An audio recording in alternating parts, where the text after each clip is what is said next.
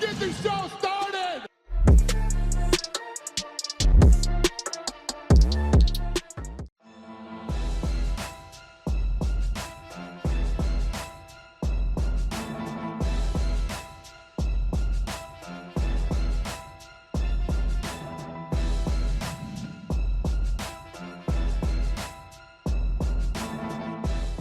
On Wednesday, Ariel Helwani reported that a fight between Jan Blachowicz and Aleksandar Rakic is in the works.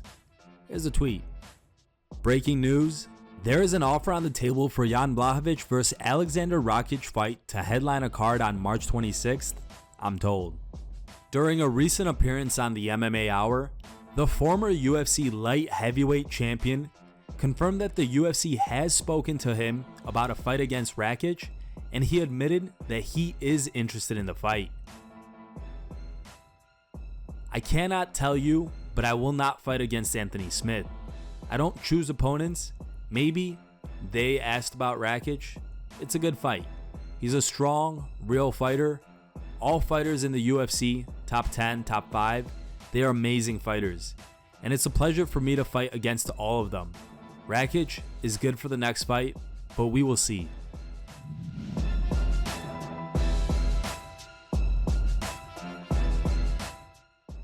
Khamzat Chimaev took to his social media early Tuesday morning to go after Colby Covington. He posted several tweets calling him out. Here's what he wrote on Twitter. "Let's go, fight with me, at Colby Covington. I will take your heart.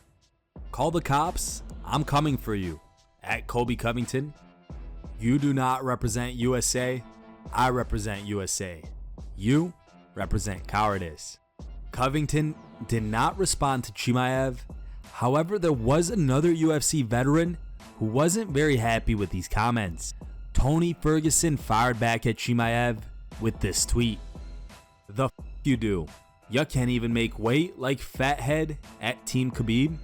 Sit down, shut up, before I make you my bitch. Where were you during the start of the pandemic?"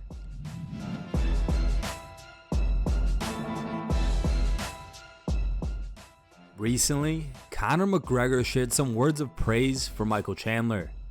When asked by a fan on Twitter about his opinion on Chandler, McGregor replied that Iron Mike could have even been a UFC champion currently. Here's the tweet. "Hard not to be impressed.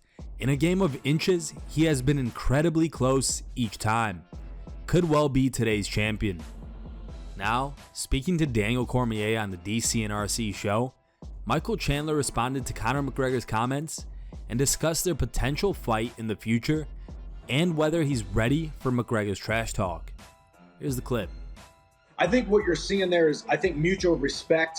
For him to say that he was impressed by my performances, for him to say that I could very well be the champion, and still saying that this is a game of inches and we can all get caught. He's been caught, I've been caught, you've been caught. You fight long enough and you fight the toughest guys long enough, you're going to get caught. So I think there's a mutual respect there. You know, to me, that's genuine. That's how I like to do things. I'm not a big trash talk guy. I'm not a big But Mike, you understand that if the fight gets signed, it's gonna turn a bit ugly because it always does with McGregor.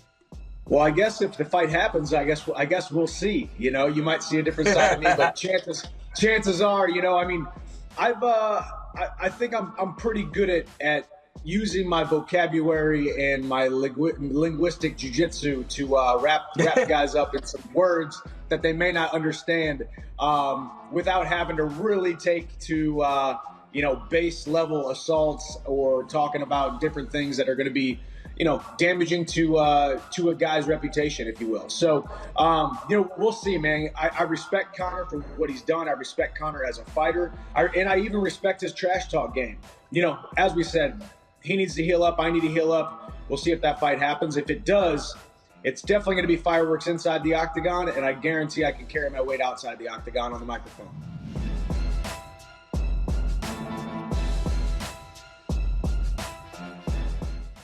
Last week, Conor McGregor took to Twitter, claiming that he will walk straight into a shot at the lightweight title once he is fully healed up and ready to return to the octagon.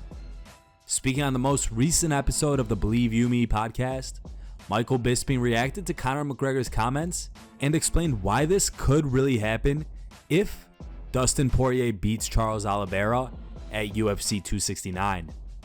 Here's the clip. Yeah, McGregor, title fight next.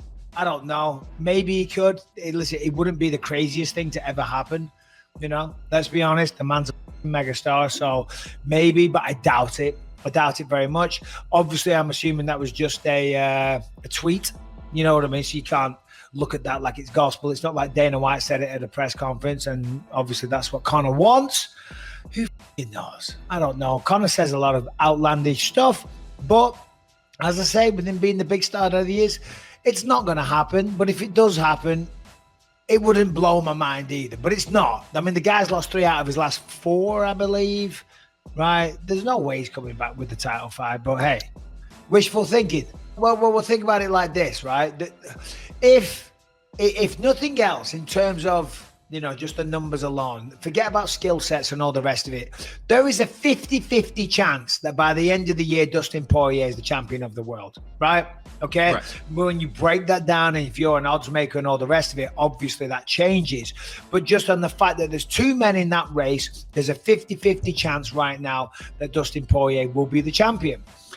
That is the fight that people probably want to see. That is the fight right now that Conor McGregor wants more than anything. And there is probably an insatiable appetite from the buying public to see a 4th fight simply because of the way that it ended. Now, the fight ended because Poirier was beating him up pretty good, but still the fact he snapped his leg is like kind of, you know, with respect, kind of like a saving grace. See, look.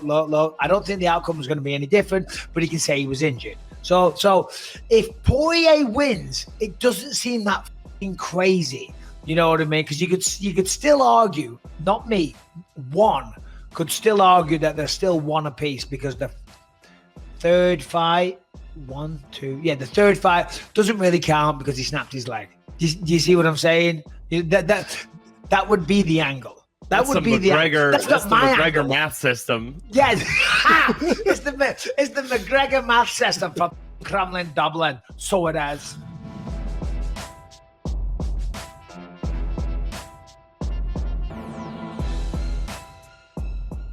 KAYLA Harrison was cage side at the Seminole Hard Rock Hotel and Casino, where she watched Cris Cyborg knock out Sinead Kavanagh in the first round of their Bellator 271 headliner to retain the Bellator Women's Featherweight title.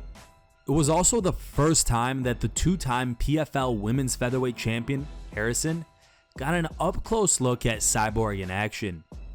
Speaking to Jimmy Smith on SiriusXM Fight Nation 156, Harrison discussed meeting Cyborg for the first time and watching her compete at Bellator 271.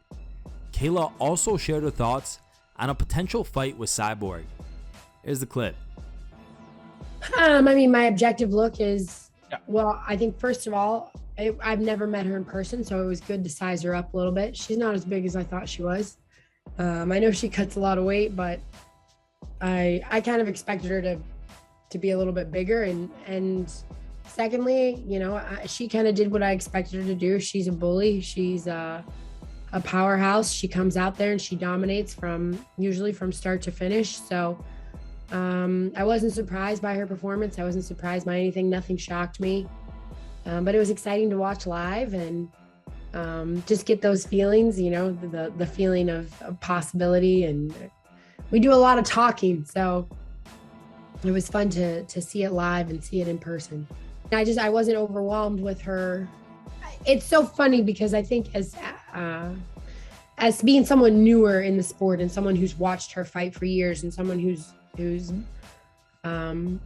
been a fan, you know, you tend to kind of like glamorize them or overemphasize, you know. In my head, she's going to be this huge beast, and I'm looking at her and I'm like, oh, I've played judo against bigger girls than this. Like it kind of just makes it more real, and you remember in that moment that they're just another human being and everybody can be beat, and I'm going to beat her someday. Thank you guys for watching. If you liked the video, please leave a like and subscribe to our channel to keep up with the latest MMA news.